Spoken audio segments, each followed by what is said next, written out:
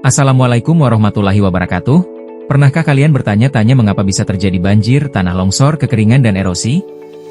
Disinilah kita akan mempelajari materi tentang pencemaran lingkungan di bab 8 ilmu pengetahuan alam. Oke, sebelum lanjut ke materinya, mari kita perhatikan peta konsep berikut ini.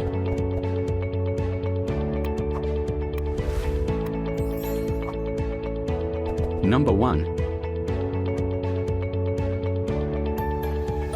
Eksploitasi hutan oleh manusia dilakukan dengan berbagai cara, di antaranya dengan pembakaran hutan untuk lahan pertanian, perkebunan, dan ladang berpindah, serta penggundulan hutan atau penebangan liar untuk diambil kayunya. Penebangan hutan mengakibatkan punahnya organisme yang hidup di dalamnya, suhu lingkungan meningkat, terjadinya erosi, tanah longsor, kekeringan ketika musim kemarau, dan banjir ketika musim hujan. Untuk itulah, perlu dilakukan upaya-upaya pencegahan dan penanggulangan kerusakan hutan yang diantaranya dengan cara sebagai berikut. Yang pertama, memberi pemahaman kepada masyarakat tentang manfaat hutan dan dampak kerusakan hutan. Kedua, penebangan dan penanaman kembali harus seimbang. Ketiga, reboisasi dan penghijauan untuk memperbaiki kerusakan hutan.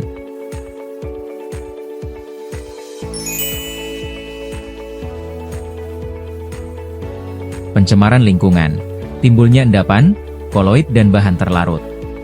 Endapan, koloid, dan bahan terlarut berasal dari bahan-bahan buangan industri, obat-obatan, dan pupuk pertanian. Bahan-bahan tersebut dapat menghalangi cahaya matahari masuk ke perairan sehingga proses fotosintesis tumbuhan air terganggu. Apabila kadarnya telah mencapai tingkat tertentu, dapat mengganggu fungsi tubuh bahkan juga dapat mengakibatkan kematian.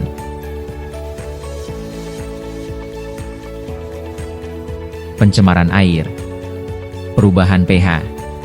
Tingkat keasaman, pH, optimal untuk kehidupan organisme antara 6,5 sampai 7,5. Limbah industri, rumah tangga, dan pertanian di perairan akan memengaruhi konsentrasi ion-ion hidrogen sehingga pH air akan berubah.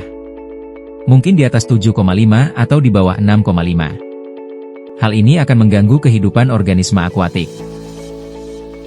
Masih dalam pencemaran air. Pada perubahan warna, bau dan rasa. Syarat air yang dapat dimanfaatkan manusia adalah tidak berwarna, tidak berbau, dan tidak berasa. Dengan adanya buangan limbah industri yang terlarut dalam air maka air di perairan menjadi berwarna, berbau, dan berasa. Seringkali limbah industri yang berwarna dan berbau itu mengandung bahan-bahan yang berbahaya bagi organisme akuatik. Selain itu, bau juga dapat menimbulkan ketidaknyamanan bagi orang yang tinggal di sekitar perairan yang tercemar. Eutrofikasi.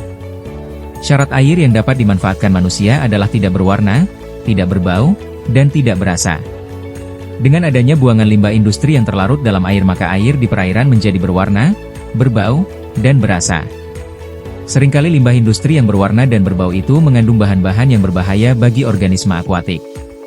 Selain itu, bau juga dapat menimbulkan ketidaknyamanan bagi orang yang tinggal di sekitar perairan yang tercemar.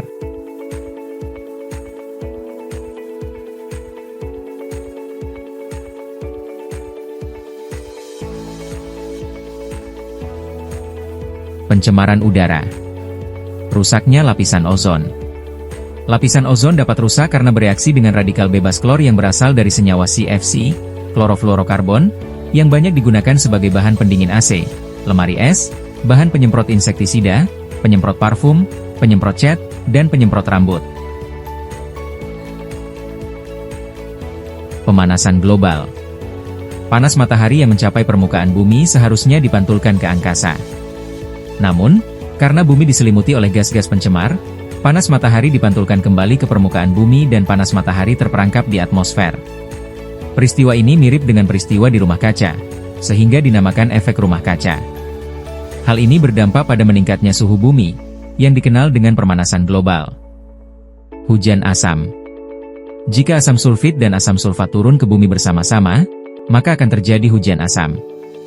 Disebut hujan asam karena air hujan mempunyai pH di bawah 5,6. Pengaruh polusi terhadap organ tubuh manusia.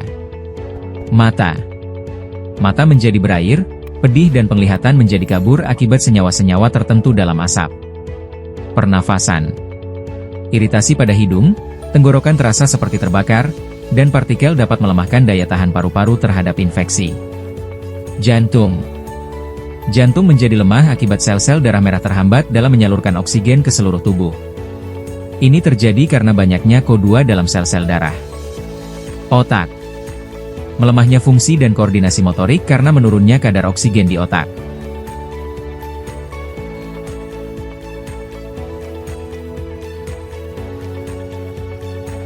Pencemaran suara. Sumber suara yang mengeluarkan suara di atas 80 dB akan mengganggu kesehatan manusia. Hilangnya pendengaran dimulai pada tingkat kebisingan 80-90 dB selama 8 jam, pada tingkat 120 dB akan membuat telinga sakit, dan dapat membunuh manusia pada tingkat 180 dB.